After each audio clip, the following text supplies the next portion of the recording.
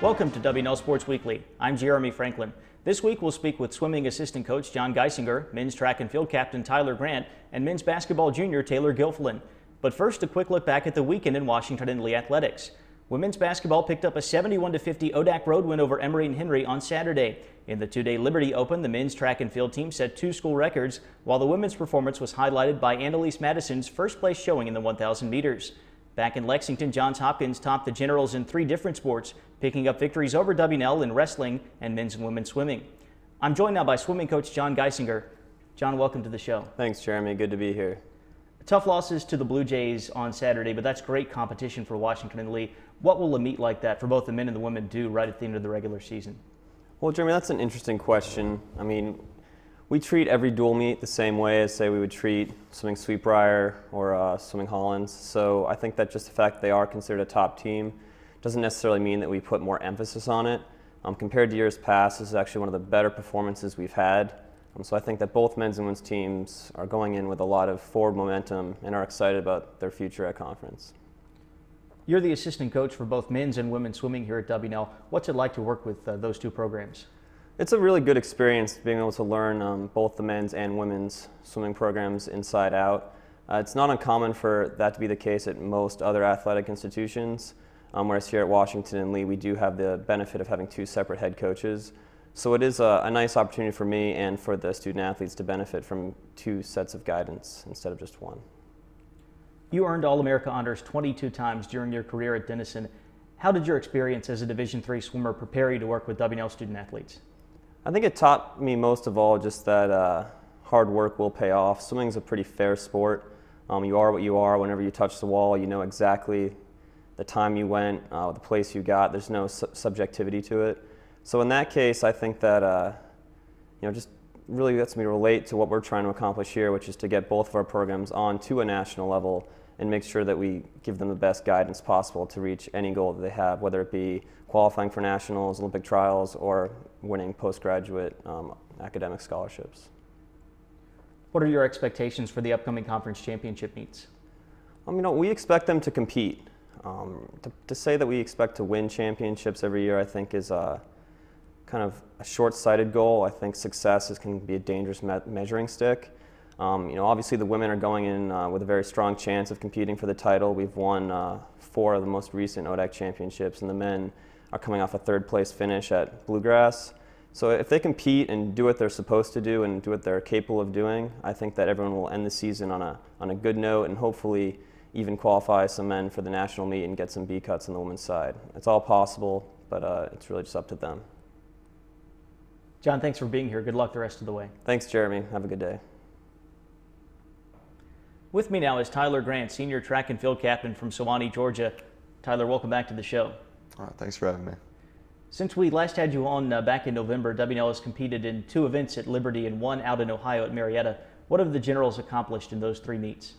There's been tremendous success on the track. I had a few school records broken by Xander Tallman, Dylan Myers, a lot of team performances that are exceeding last year and this year's expectations. So we're really excited going forward of what we can accomplish at the indoor ODACs. You've got 2 meets in between now and then. What will seeing you and Bucknell do for the Generals to prepare you for the ODAC? It's just, the 2 meets are just to sharpen some skills before the indoor championship. I know we're still trying to hammer out who's going to be on the 4x4 team, what events people are going to be doing. We've had a few injuries and a few people that have really stepped up to meet the expectations of the coaches this year. So, these 2 meets are going to be times where we can kind of see who's going to be actually on the roster when it comes down to the ODACs. What are the Generals' goals for the ODAC championship meet? Like I said in our fall, our goal has always been to win a championship, to be the first place squad. I think that this time around, we're shooting for, like we did last year, 2nd or 1st this year, and I think that we can do it if we have the performances that we expect. So looking ahead, what's in store for the Generals during the outdoor season? We've got a few more people coming on with Wade Marsh, Christian Croft. I think he's going to come back onto the squad this year as a first year. And we're really excited to have those guys on. And we really have kind of a strong outdoor pool when it comes to the 400-meter hurdles, the 400, the 800. So we're looking forward to the outdoor season. Tyler, thanks for being here. Good luck the rest of the year. Thanks. I'm joined now by Taylor Gilfillan, junior basketball player from Raleigh, North Carolina. Taylor, welcome to the show. Hi, Jeremy. Thanks for having me, man. Monday's game against number 3 Virginia Wesleyan finished 92-76 in favor of the Marlins, but it was a close competitive contest throughout. How pleased were you with the way the Generals played against one of the best teams in the country? You know, we definitely did a lot better job of stepping up the defensive intensity. That's something we struggled with in the first term was we'd be running our offense well, but we'd have trouble when it came to defense. We would be allowing penetration. There'd be some splits of some ball screens. And we did a much better job of stopping that from happening. We took a lot away from the Marlins in that sense. The game did get away from us a little bit at the end. It was close. I think we had to tie at least 3 times. We got back up to them. But they're doing a really good job hitting their shots, and it was tough coming back from that. What went into your decision to attend Washington and Lee and play basketball here? The week before I visited here, I was actually down at College of Charleston, and I got the chance to sit in with the coach down there, Bobby Cribbins, who's an amazing coach. And we were talking about the whole recruiting process. And the one thing I took away from the conversation was that when there's a golden opportunity, you need to take it. That very next week, I came up here to WNL. I got a chance to see the campus.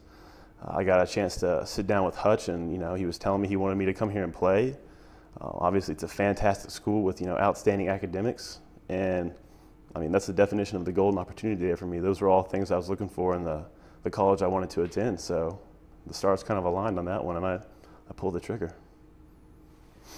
Getting back to the basketball court, do you feel like WNL is starting to play its best as you get closer to the ODAC tournament? I think so. Like I said earlier, we're definitely playing a lot stronger defense now. That's definitely been kind of a shift in focus in terms of what we've been focusing on practice and what we've really been kind of honing in on. Something we're starting to get some problems with is we need to start looking for more options in our offense. We tend to have we'll get stuck in kind of going through the motions and almost kind of losing a sense of what we're doing sometimes. So I think the next step right now is obviously continuing to keep our defensive pressure up, but also to start exploiting some more of the folds and wrinkles we have in our offense. You've got two games left in the current homestand. Randolph on Wednesday night, Randolph-Macon coming up this weekend. How important are these 2 contests for the team? For the team, I mean, they're definitely big. I'll say we haven't had a win, at least for me, since I've been on the team since my freshman year. Those were the last 2 times we've beaten Randolph and Macon. We beat Macon back when they were ranked my freshman year, and we also beat Randolph that year. I think we've gone 0-3 since against Randolph since then, and I believe 0-2 or maybe 0-1 against Macon since then. So I mean, these are definitely big games. We're in kind of the middle of the pack right now in the ODAC, and we definitely need some big conference wins to keep us kind of afloat in the conference. And I think we can do that this week with Randolph and Macon. Taylor, thanks for joining us. Best of luck the rest of the way. All right, Jeremy, thank you. It's time now for a look at the upcoming weekend. On Friday, the riding team gets its spring season underway at Randolph. Also that evening, women's basketball takes on ODAC rival Roanoke at home. On Saturday, the track and field teams head to Hampton Roads for Christopher Newport's Vince Brown Invitational, while wrestling welcomes Centennial Conference foes Muhlenberg, NYU, and Ursinus to town for the WNL Quad. The Warner Center will play host to a hoops doubleheader on Saturday afternoon, with the men facing 21st-ranked Randolph-Macon at 2, followed by a women's contest against Bridgewater at 4. The riding team travels to Sweetbriar on Sunday, and the men's swimming team will compete in the Virginia Tech Invitational on Sunday and Monday. For dates and times for all these events, check out generalsports.com. For WNL Sports Weekly, I'm Jeremy Franklin. Thanks for watching.